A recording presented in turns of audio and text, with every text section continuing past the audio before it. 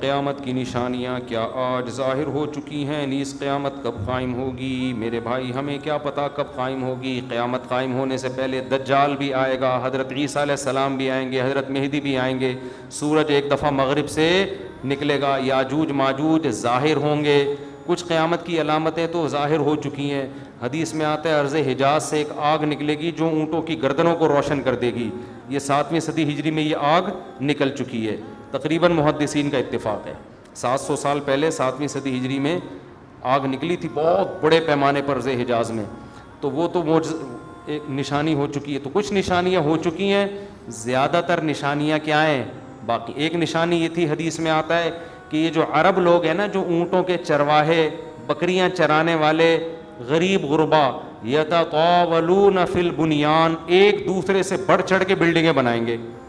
تو عرب میں جو اونٹ چرانے والے، جو ان میں جو کرپٹ لوگ ہوتے تھے، وہ تو حاجیوں کو لوٹ کے گزارا کرتے تھے، پاؤں میں چپل نہیں ہوتی تھی، حفاتن عراتن عالتن، حدیث میں آتے ہیں ننگے پاؤں ننگے سر لوگ، ننگے بدن لوگ، ایسا نوٹ چھاپیں گے، ایسا پیسہ آئے گا کہ بلڈنگوں پر بلڈنگ۔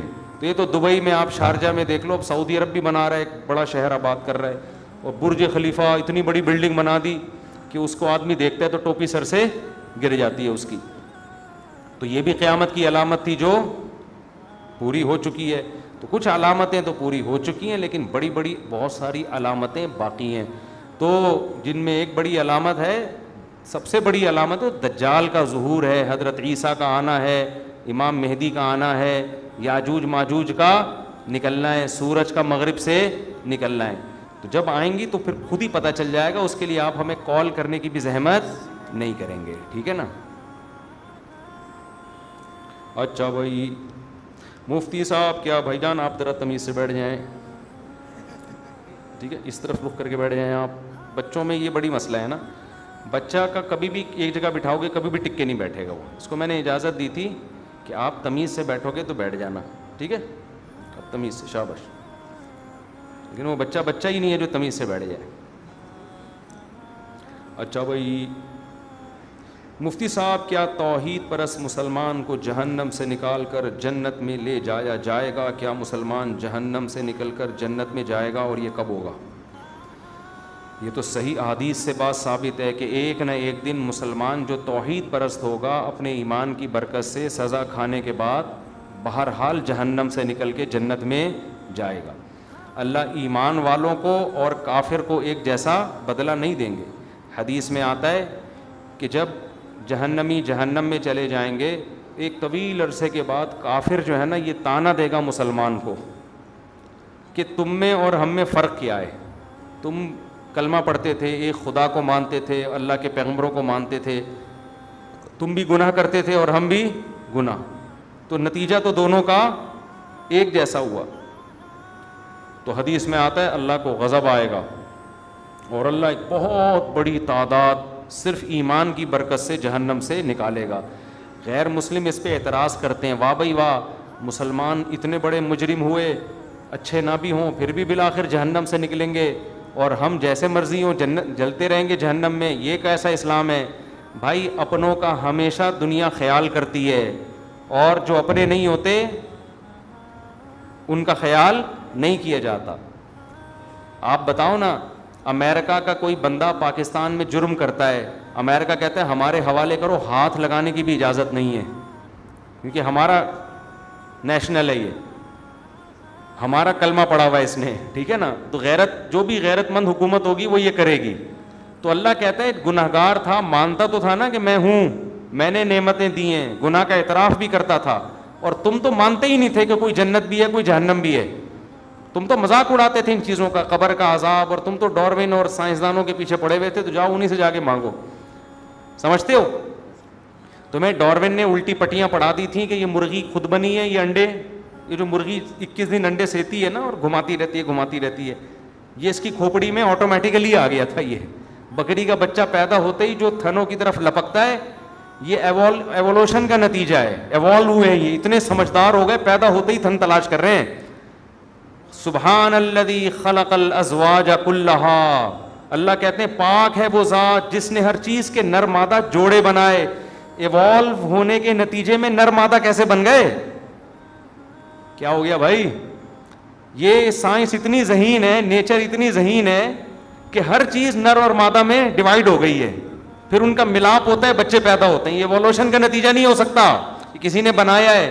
تو ہم تو بھائی اس بنانے والے کو مانتے ہیں کہ مرغا مرغی خود نہیں پیدا ہوئے, اس کے نتیجے میں انڈا آٹومیٹیکلی وجود میں نہیں آ رہا. اس انڈے میں ایسے سافٹ ویئر کہ مرغی انڈا دینے سے پہلے چھپتی ہے کہاں جا کے دینا ہے, اس کو پہلے سے پتا ہے کہ یہ انڈے سے کیا نکلے گا, بچہ نکلے گا, حالانکہ اس نے کسی سے سیکھا نہیں ہے.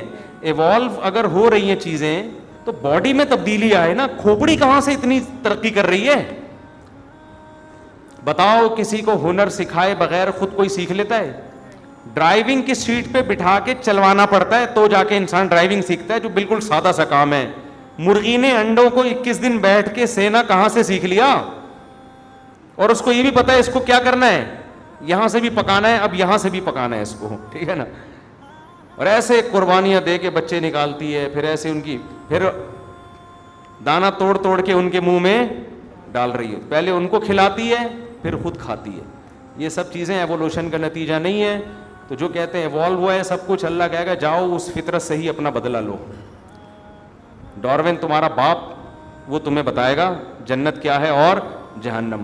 جو اللہ کو مانتے تھے کہ یہ سب کسی کا پیدا کردہ ہے, اللہ کہے گا آج جنت انہی کے لیے ہے, ان کے علاوہ کسی اور کے لیے نہیں ہے. تو جتنا اچھا عمل کر لو, جنت بنائی اللہ نے ہے, تو اس کو نہیں مانو گے تو وہ پہلی شرط ہی نہیں پائی جاتی. آپ کسی ملک کے شہری ہیں, بہت اچھے طریقے سے رہ رہے ہیں, آپ سعودی عرب میں رہ رہے ہیں, قانون کو فالو کر رہے ہیں, ریڈ پہ رک رہے ہیں, گرین پہ چل رہے ہیں, بادشاہ کے حق میں تقریریں کر رہے ہیں. ایک دن کسی شرطے نے بولا تمہارے پاس اقامہ ہے یہاں رہنے کا؟ ہے بھائی. آپ نے کہا اقامہ تو نہیں, میں تو سرنگ بنا کے بارڈر کراس کیا ہے میں نے, اللیگل رہ رہا ہوں. کہے گا بھائی اللیگل نہیں ہوتا, آپ کتنے اچھے ہیں, نکلو یہاں سے. تو جو اللہ کو مانتا ہی نہیں ہے میرے بھائی, وہ تو نیشنل ہی نہیں ہے نا, اس کو تو قومیت ہی نہیں ملی ہے. اللہ کہتے ہیں تم تو باغی ہو, تم آؤ میرے پاس, تمہارے جتنی نیکیاں ہیں ان کی مثال پہاڑ کی راکھ کے پہاڑ کی ہے, دیکھنے میں بڑی لگتی ہیں, ان کا وزن کچھ بھی نہیں. ایک بچہ اپنے باپ کو مانتا نہیں ہے, جتنی مرضی خدمت کرے باپ کوئی لفٹ نہیں کرائے گا, کہے گا نادرا میں کسی اور ابا کا نام ڈالا ہوا ہے تو نے.